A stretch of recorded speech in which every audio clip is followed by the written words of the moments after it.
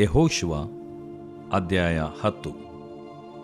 ಯೆಹೋಶುವನು ಯೆರಿಕೋವನ್ನು ಅದರ ಅರಸನನ್ನು ಹೇಗೋ ಹಾಗೆಯೇ ಆಯಿ ಎಂಬ ಪಟ್ಟಣವನ್ನು ಅದರ ಅರಸನನ್ನು ತೆಗೆದುಕೊಂಡು ಸಂಹರಿಸಿಬಿಟ್ಟನೆಂಬುದನ್ನು, ಆಯಿ ಎಂಬ ಊರಿಗಿಂತ ದೊಡ್ಡದೂ ಒಂದು ರಾಜಧಾನಿಯಷ್ಟು ಶ್ರೇಷ್ಠವೂ ಆಗಿರುವ ಗಿಬ್ಯೋನ್ ಪಟ್ಟಣದಲ್ಲಿರುವ ಜನರು ತಾವೆಲ್ಲರೂ ಯುದ್ಧವೀರರಾಗಿದ್ದರೂ ಇಸ್ರಾಯೇಲ್ಯರ ಮಧ್ಯದಲ್ಲಿ ಜೀವದಿಂದುಳಿಯುವುದಕ್ಕೋಸ್ಕರ ಅವರ ಸಂಗಡ ಒಡಂಬಡಿಕೆ ಮಾಡಿಕೊಂಡರೆಂಬುದನ್ನು ಯೆರೂಸಲೇಮಿನ ಅರಸನಾದ ಅದೋನಿಚೇದಕನು ಕೇಳಿ ಬಹಳವಾಗಿ ಭಯಪಟ್ಟು, ಹೆಬ್ರೋನಿನ ಅರಸನಾದ ಹೋಹಾಮ್, ಯರ್ಮೂತಿನ ಅರಸನಾದ ಪಿರಾಮ್, ಲಾಕೀಷಿನ ಅರಸನಾದ ಯಾಫೀಯ, ಎಗ್ಲೋನಿನ ಅರಸನಾದ ದೆಬೀರ್ ಇವರ ಬಳಿಗೆ ದೂತರನ್ನು ಕಳುಹಿಸಿ, ನೀವು ಬಂದು ನನಗೆ ಸಹಾಯ ಮಾಡಿರಿ, ನಾವು ಯೆಹೋಶುವನ ಸಂಗಡಲೂ ಇಸ್ರಾಯೇಲ್ಯರ ಸಂಗಡಲೂ ಒಡಂಬಡಿಕೆ ಮಾಡಿಕೊಂಡ ಗಿಬ್ಯೋನ್ಯರನ್ನು ಸೋಲಿಸೋಣ ಎಂದು ಹೇಳಿಸಿದನು. ಆಗ ಯೆರೂಸಲೇಮ್, ಹೆಬ್ರೋನ್, ಯರ್ಮೂತ್, ಲಾಕೀಷ್, ಎಗ್ಲೋನ್ ಎಂಬ ಪಟ್ಟಣಗಳ 5 ಮಂದಿ ಅಮೋರಿಯ ರಾಜರು ದಂಡೆತ್ತಿ ಕೂಡಿಬಂದು ಗಿಬ್ಯೋನಿಗೆ ಮುತ್ತಿಗೆ ಹಾಕಿ ಯುದ್ಧ ಮಾಡಿದರು.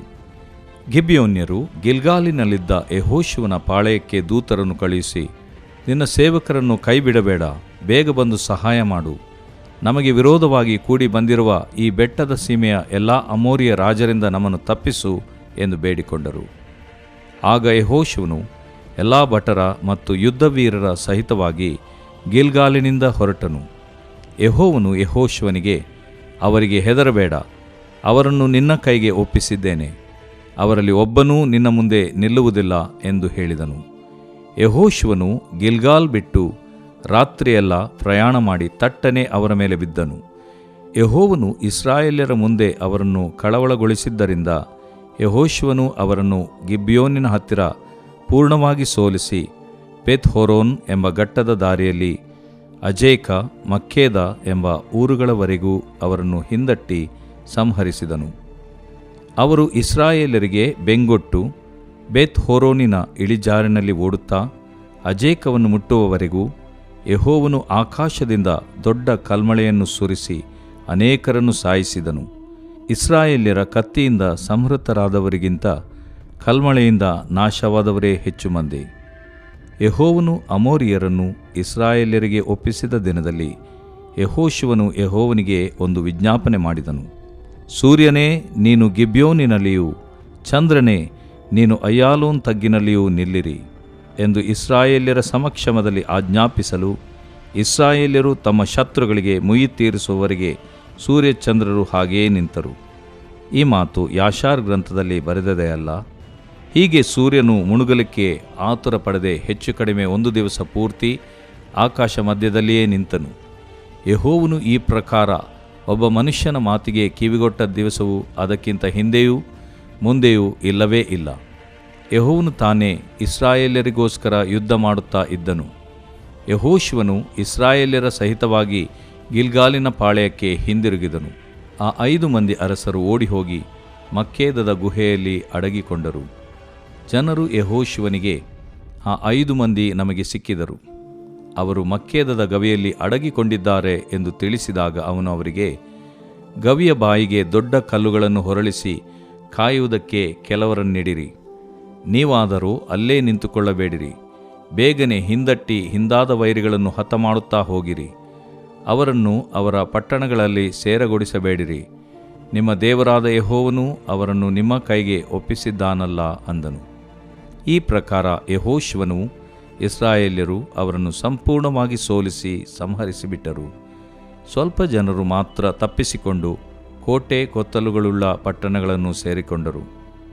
ಇಸ್ರಾಯೇಲ್ಯರಾದರೋ ಮಕ್ಕೇದದಲ್ಲಿ ಇಳುಕೊಂಡಿದ್ದ ಯೆಹೋಶುವನ ಬಳಿಗೆ ಸುರಕ್ಷಿತರಾಗಿ ಬಂದರು. ಇಸ್ರಾಯೇಲ್ಯರಿಗೆ ವಿರೋಧವಾಗಿ ಒಬ್ಬನೂ ತನ್ನ ನಾಲಿಗೆಯನ್ನು ಎತ್ತಲಿಲ್ಲ.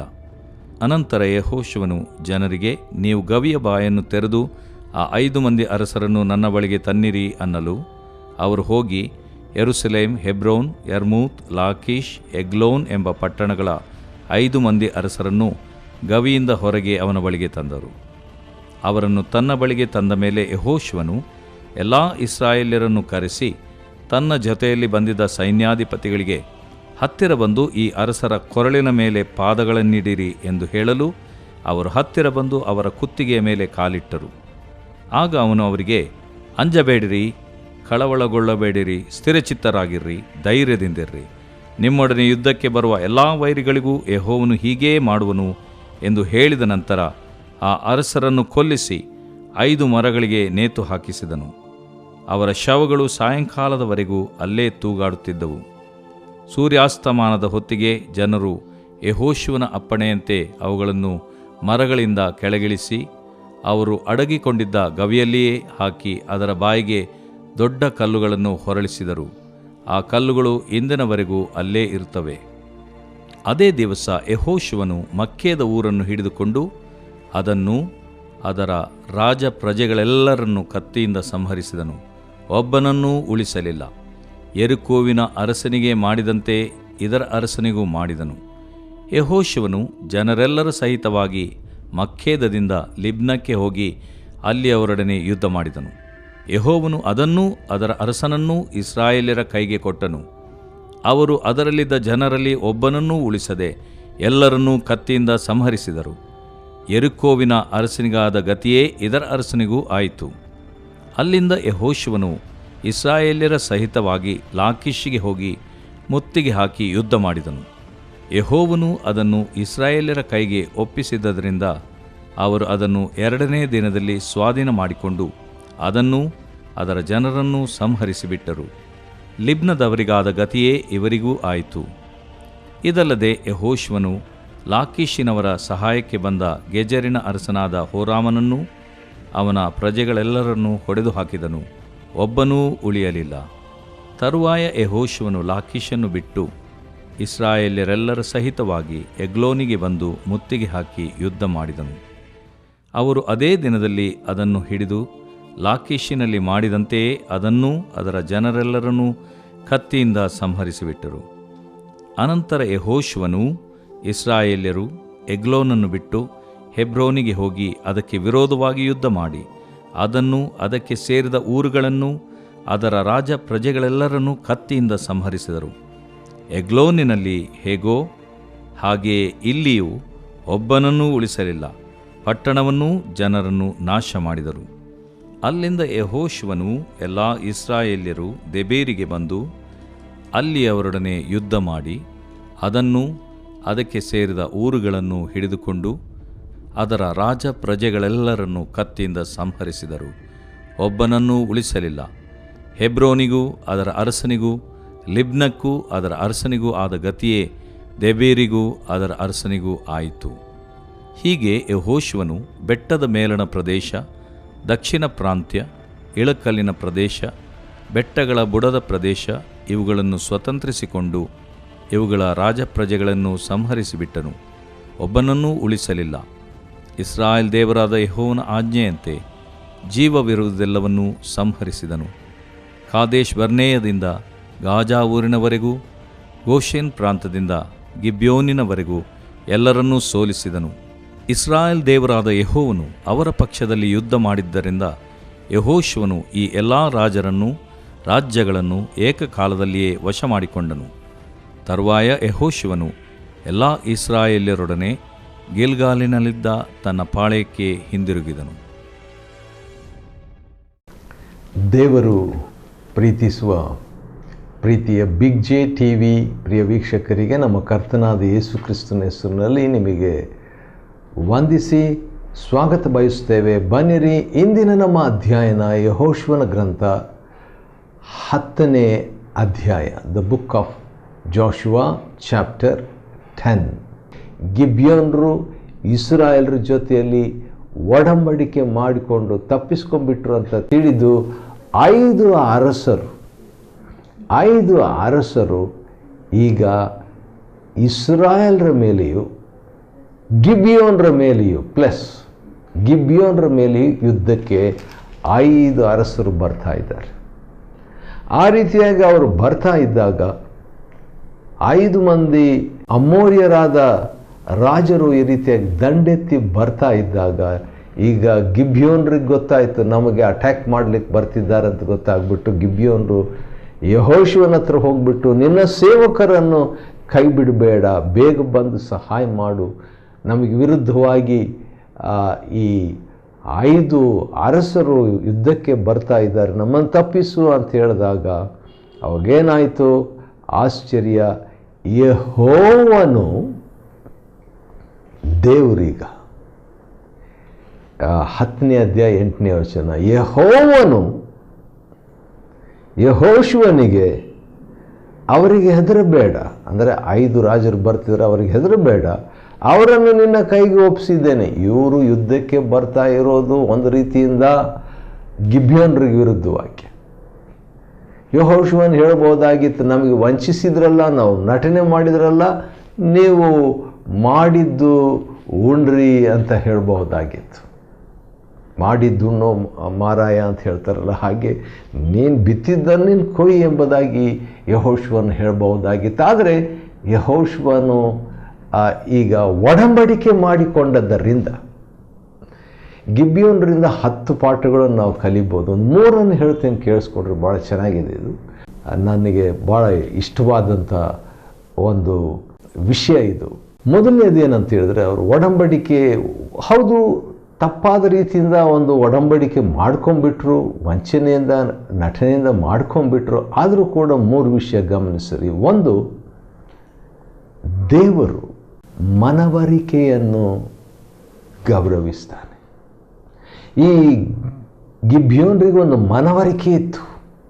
ದೇವರು ಯೆಹೋವನು ಐಗುಪ್ತ ದೇಶದಿಂದ ಇಸ್ರಾಯೇಲರನ್ನು ಬಿಡಿಸಿದನು, ಮೋಶೆ ಮುಖಾಂತರ ಮಾತಾಡಿದನು, ಮೋಶೆಯ ಮುಖಾಂತರವಾಗಿ ಸೀಹೋನ್, ಓಗ್ ಅರಸರ ಮೇಲೆ, ಅಮೋರಿಯರ ಮೇಲೆ ಜಯ ಕೊಟ್ಟಿದ್ದಾನೆ ಎಂಬುದಾಗೆಲ್ಲ ಇವ್ರಿಗೆ ಗೊತ್ತಿತ್ತು.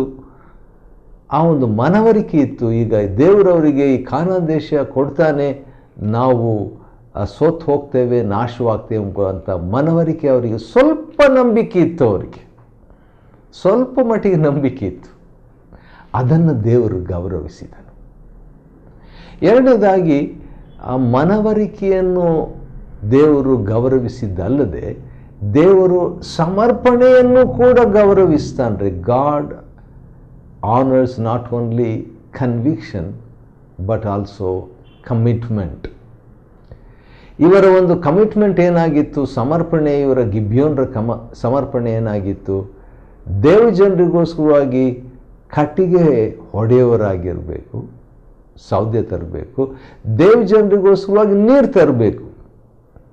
ಈ ನೀರು ಅನ್ನುವಂಥದ್ದು ಭಾಳ ಮೂಲಭೂತವಾದಂಥ ಅವಶ್ಯಕತೆ.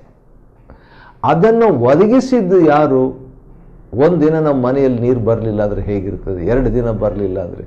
ಆದರೆ ನೀರನ್ನು ತಂದು ಕೊಡುವಂಥ ಕೆಲಸ ಗಿಬ್ಯೋನ್ರ ಕೆಲಸವಾಗಿತ್ತು. ಆದ ಕಾರಣ ದೇವಜನರ ಸಂಪರ್ಕದಲ್ಲಿ, ದೇವಜನರಿಗೆ ಸೇವೆ ಮಾಡ್ತಾ, ದೇವಾಲಯದಲ್ಲಿ ಸೇವೆ ಮಾಡ್ತಾ, ದೇವರ ಮಂದಿರದಲ್ಲಿ ದೇವರ ಆ ಒಂದು ಯಜ್ಞವೇದಿಯ ಕೆಲಸ, ಅಂದರೆ ಯಜ್ಞವೇದಿಗೋಸ್ಕರ ಕಟ್ಟಿಗೆ ಹೊಡೆಯುವವರಾಗಿದ್ದರು ಇವರು, ನೀರು ತರುವವರಾಗಿದ್ದರು.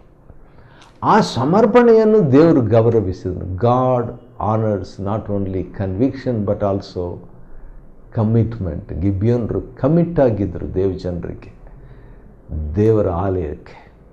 ಹೌದು, ತಪ್ಪು ಮಾಡಿದರು, ನಟನೆ ಮಾಡಿದ್ರೇನು? ಅವ್ರ ಸಮರ್ಪಣೆಯನ್ನು ದೇವರು ಗೌರವಿಸಿದರು. ಮೂರನೇದಾಗಿ, ಒಂದು ರೀತಿಯಿಂದ ವಂಚನೆಯಿಂದನೇ ಹೌದು, ಅವರು ಇಸ್ರಾಯೇಲರ ಪ್ರಕಾರ ವಂಚನೆ ಮಾಡಿ ಅವರು ಒಡಂಬಡಿಕೆ ಮಾಡಿಕೊಂಡ್ರು ಅಂತ. ಆದರೆ ಇವರ ಉದ್ದೇಶ, ದೇವ್ರ ವಾಕ್ಯ ಗೊತ್ತಿತ್ತು, ದೇವ್ರ ವಾಕ್ಯದ ಬಗ್ಗೆ ಸ್ವಲ್ಪ ಮಟ್ಟಿಗೆ ಗೊತ್ತಿತ್ತು, ದೇವಜನರ ಬಗ್ಗೆ ಗೊತ್ತಿತ್ತು, ದೇವ್ರ ಬಗ್ಗೆ ಗೊತ್ತಿತ್ತು, ಐಗುಪ್ತದ ಹಿಸ್ಟ್ರಿ ಇವರಿಗೆ ಗೊತ್ತಿತ್ತು. ತಮ್ಮ ಅಮೋರಿಯರಂದರೆ ತಾವೇ, ಇವರು ಕೂಡ ಇವರ ಹಿರಿಯರು ಅಂತ ಹೇಳ್ಬೋದು, ಇವರ ಹಿನ್ನೆಲೆ. ಅಂಥವರ ಹಿಸ್ಟ್ರಿ ಇವರಿಗೂ ಗೊತ್ತಿತ್ತು. ತಮ್ಮ ಹಿಸ್ಟ್ರಿನೇ ಅದು, ಸಂಬಂಧಪಟ್ಟ ಹಿಸ್ಟ್ರಿ, ಚರಿತ್ರೆ. ಆದ ಕಾರಣ ಅವರು ಹೇಳ್ತಾರೆ, ಈ ರೀತಿಯಾಗಿ ನಾವು ಮಾಡಿದ್ದು ಒಡಂಬಡಿಕೆ ಅವ್ರು ಮಾಡಿಕೊಂಡ್ರು ಕೂಡ ದೇವರು ಒಡಂಬಡಿಕೆಯನ್ನು ಗೌರವಿಸ್ತಾನೆ.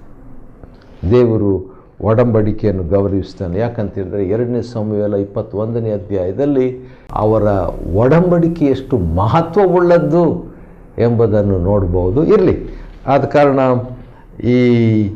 ಈ ಗಿಬ್ಯೋನ್ರ ವಿಷಯದಲ್ಲಿ ಬಹಳಷ್ಟು ನಾವು ಕಲಿಬೋದು. ಈಗ ಯುದ್ಧಕ್ಕೆ 5 ರಾಜರು ಯುದ್ಧಕ್ಕೆ ಬರ್ತಾ ಇದ್ದಾರೆ. ಗಿಬ್ಯೋನ್ರ ವಿರುದ್ಧವಾಗಿ ಯುದ್ಧಕ್ಕೆ ಬರ್ತಾ ಇರುವಾಗ ದೇವರು ಕೂಡ ಈಗ ಒಳಪಟ್ಟು ಬಿಟ್ಟಿದ್ದಾರೆ. ಯೆಹೋಶುವನು, ಭೂಮಿಯಲ್ಲಿ ಅತ್ಯಂತ ಭಕ್ತಿವಂತನಾದ ಯೆಹೋಶುವನು ಒಳಪಟ್ಟು ಬಿಟ್ಟಿದ್ದಾನೆ. ಗಿಬ್ಯೋನ್ರಿಗೋಸ್ಕರವಾಗಿ ದೇವರು, ಗಿಬ್ಯೋನ್ರಿಗೋಸ್ಕರವಾಗಿ ಈಗ ಯೆಹೋಶುವನು, ಗಿಬ್ಯೋನ್ರಿಗೋಸ್ಕರವಾಗಿ ಇಸ್ರಾಯೇಲ್ರು, ಇವರೆಲ್ಲರೂ ಹೋಗ್ತಾ ಇದ್ದಾಗ ಒಂದು ವಿಚಿತ್ರವಾದಂಥ ಒಂದು ಘಟನೆ ನಡೆದೋಯ್ತು. ಅದೇನೆಂದರೆ, ಈಗ ಯುದ್ಧ ಮೇಲೆ ಗೆಲ್ಲಬೇಕಾದ್ರೆ ಏನೋ ಒಂದು ಅವಿಜ್ಞಾನಿಕವಾದಂಥ ಒಂದು ಕಾರ್ಯ ಮಾಡಬೇಕು, ಅನ್ಸೈಂಟಿಫಿಕ್ ಆಗಿರುವಂಥ ಒಂದನ್ನು ಮಾಡಬೇಕಾಗಿತ್ತು. ಆದ ಕಾರಣ ಒಂದು ವಿಚಿತ್ರವಾದಂಥ ಒಂದು ಕಾರ್ಯವನ್ನು ಯೆಹೋಶುವನು ಮಾಡ್ತಾನೆ. ಅದೇನೆಂದರೆ, ಯೆಹೋವನು ಅಮೋರಿಯರನ್ನು ಇಸ್ರಾಯೇಲರ ಕೈಗೆ ಒಪ್ಪಿಸಿದ ದಿನದಲ್ಲಿ ಯೆಹೋಶುವನು ಯೆಹೋವನಿಗೆ ಒಂದು ವಿಜ್ಞಾಪನೆ, ವಿಚಿತ್ರವಾದಂಥ ಒಂದು ವಿಜ್ಞಾಪನೆ ಮಾಡ್ತಾನೆ. ಯೆಹೋಶುವ 10:12 ಅದೇನೆಂದರೆ, ಸೂರ್ಯನೇ ನೀನು ಗಿಬ್ಯೋನಿನಲ್ಲಿ ನಿಂತ್ಕೋ, ಚಂದ್ರನೇ ನೀನು ಐಲೋನ್ ತಗ್ಗಿನಲ್ಲಿನೇ ನಿಲ್ಲು. ಸೂರ್ಯನೇ ನೀನು ನಿಲ್ಲು, ಚಂದ್ರನೇ ನೀನು ನಿಲ್ಲು ಎಂಬುದಾಗಿ ಗಿಬ್ಯೋನ್ರಿಗೋಸ್ಕರವಾಗಿ ಗಿಬ್ಯೋನಿನಲ್ಲಿ ಸೂರ್ಯನನ್ನು ನಿಲ್ಲಿಸ್ಬಿಡ್ತಾನೆ.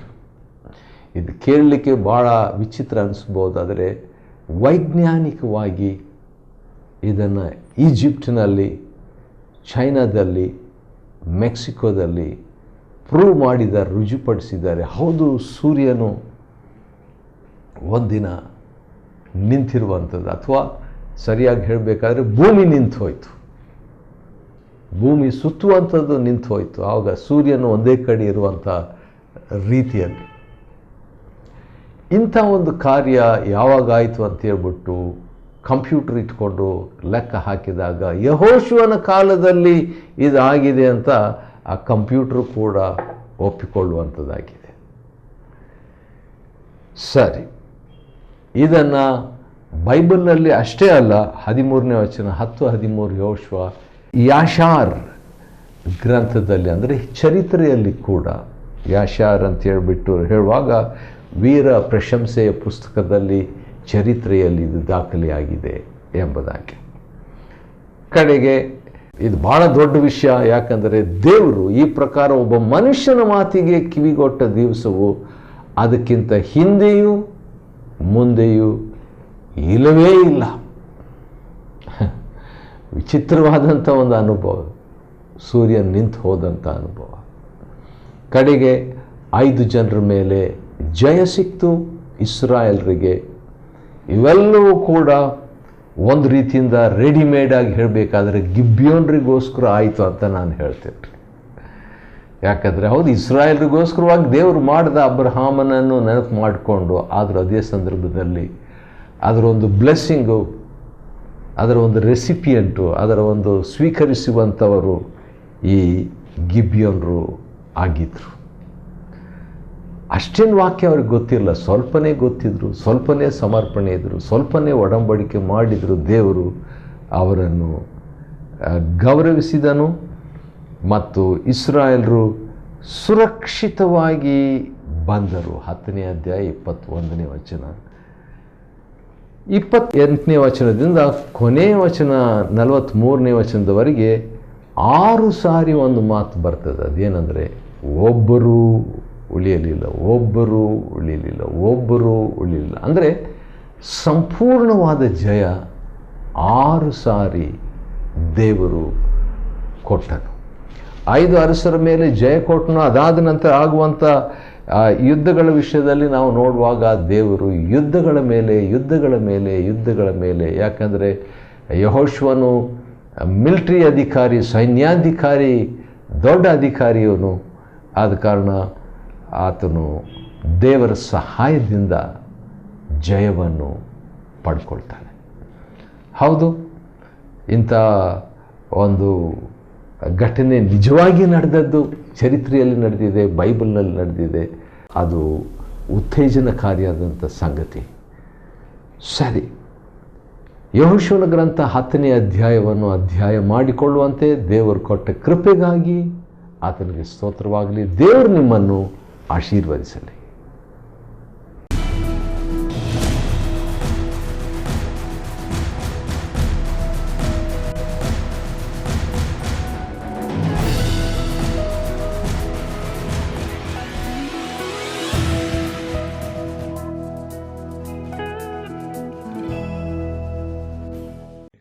Chapter 10. Now it came to pass, when Adonizedek king of Jerusalem had heard how Joshua had taken Ai and had utterly destroyed it, as he had done to Jericho and her king, so he had done to Ai and her king, and how the inhabitants of Gibeon had made peace with Israel, and were among them, that they feared greatly, because Gibeon was a great city, as one of the royal cities, and because it was greater than Ai, and all the men thereof were mighty. Wherefore Adonizedek king of Jerusalem sent unto Hoham king of Hebron, and unto Piram king of Jarmuth, and unto Japhaiah king of Lachish, and unto Debir king of Eglon, saying, Come up unto me, and help me, that we may smite Gibeon, for it hath made peace with Joshua and with the children of Israel. Therefore the 5 kings of the Amorites, the king of Jerusalem, the king of Hebron, the king of Jarmuth, the king of Lachish, the king of Eglon, gathered themselves together, and went up, they and all their hosts, and encamped before Gibeon, and made war against it. And the men of Gibeon sent unto Joshua to the camp to Gilgal, saying, Slack not thy hand from thy servants, come up to us quickly, and save us, and help us, for all the kings of the Amorites that dwell in the mountains are gathered together against us. So Joshua ascended from Gilgal, he and all the people of war with him, and all the mighty men of valor. And the Lord said unto Joshua, Fear them not, for I have delivered them into thine hand. There shall not a man of them stand before thee. Joshua therefore came unto them suddenly, and went up from Gilgal all night. And the Lord discomfited them before Israel, and slew them with a great slaughter at Gibeon, and chased them along the way that goeth up to Beth-horon, and smote them to Azekah, and unto Makkedah.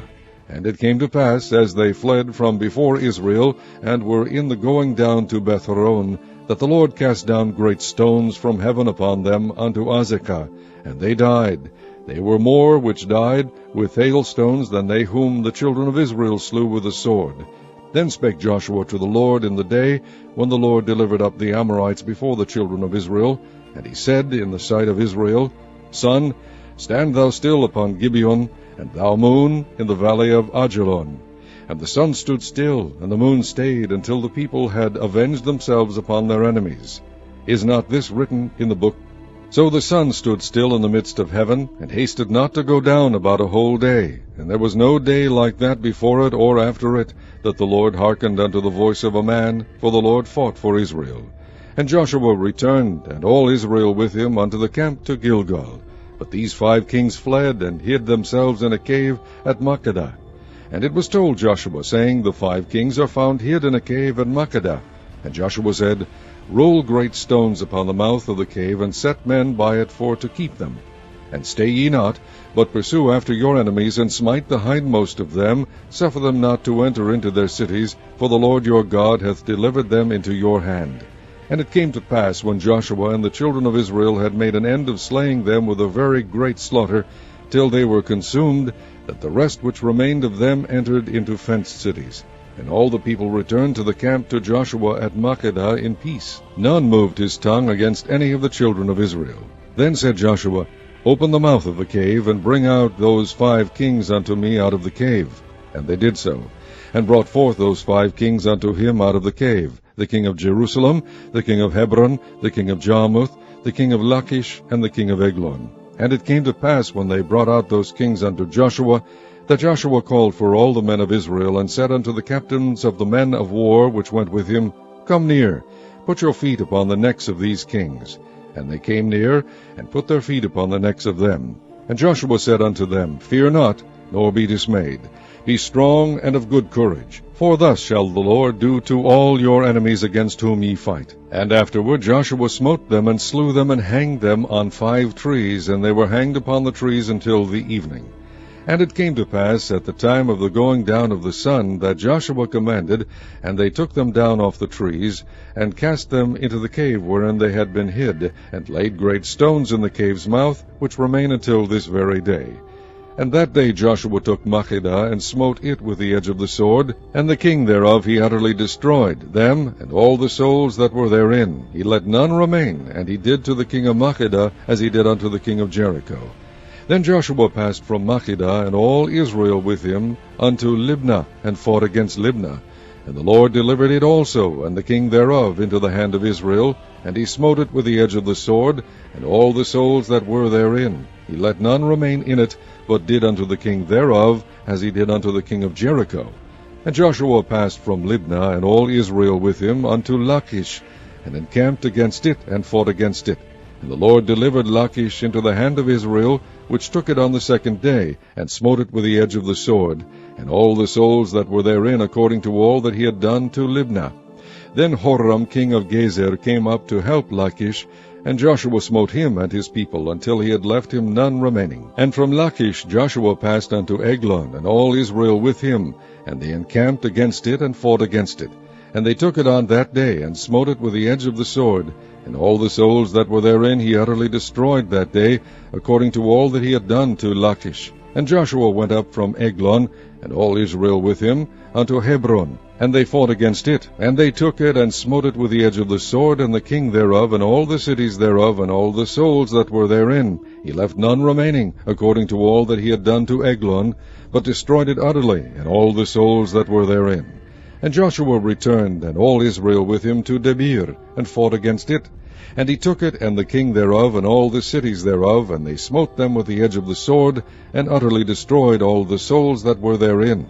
He left none remaining. As he had done to Hebron, so he did to Debir, and to the king thereof, as he had done also to Libnah, and to her king. So Joshua smote all the country of the hills, and of the south, and of the vale, and of the springs, and all their kings. He left none remaining, but utterly destroyed all that breathed, as the Lord God of Israel commanded. And Joshua smote them from Kadesh Barnea even unto Gaza, and all the country of Goshen, even unto Gibeon. And all these kings and their land did Joshua take at one time, because the Lord God of Israel fought for Israel. And Joshua returned, and all Israel with him, unto the camp to Gilgal.